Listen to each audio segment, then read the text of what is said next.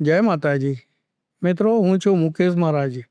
આજે આપની સમક્ષ એક કરમ લઈને ફરી ઉપસ્થિત થયો છું। મિત્રો, જ્યારે આપણા જીવનમાં કોઈક એવા દોષ આવી જતા હોય છે ને એ દોષના કારણે આપણું જીવન છે ઘણું જ નિષ્ક્રિય થઈ જતું હોય છે અને આપણને એકદમ પાયમાલ કરી નાખે ત્યાં સુધી આપણે એની પીડા ભોગવતા જ હોઈએ છીએ।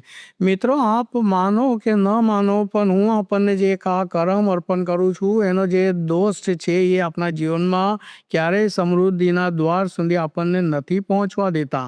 મિત્રો, આ એક એવો દોષ છે કે આપણા જે વ્યક્તિગત જીવનમાં આપણા જે પૂર્વજો છે, આપણા પૂર્વજો જ્યારે પણ આપણાથી વિમુખ થઈને બેઠા હોય છે, આપણા પૂર્વજો જે કંઈક સંઘર્ષ અને કષ્ટ સહન કરી અને પૂર્વજ યોનિમાં હોય છે, મિત્રો, આપણા જીવનમાં જે દોષ આવે છે, આપણા પૂર્વજો સક્ષમ નથી હોતા। આપણા પૂર્વજો જે વેદનાઓ સહન કરતા હોય છે એના કારણે આપણે એ દોષ ભોગવતા હોય છે। મિત્રો, આપણા જે પૂર્વજો છે એ એક જે દોષ સહન કરી અને પોતાના જે કાર્ય અધૂરાપણે રાખ્યા હોય છે એ કારમ અને કાર્ય આપણે સંપૂર્ણપણે પૂર્ણ કરવાના હોય જ છે।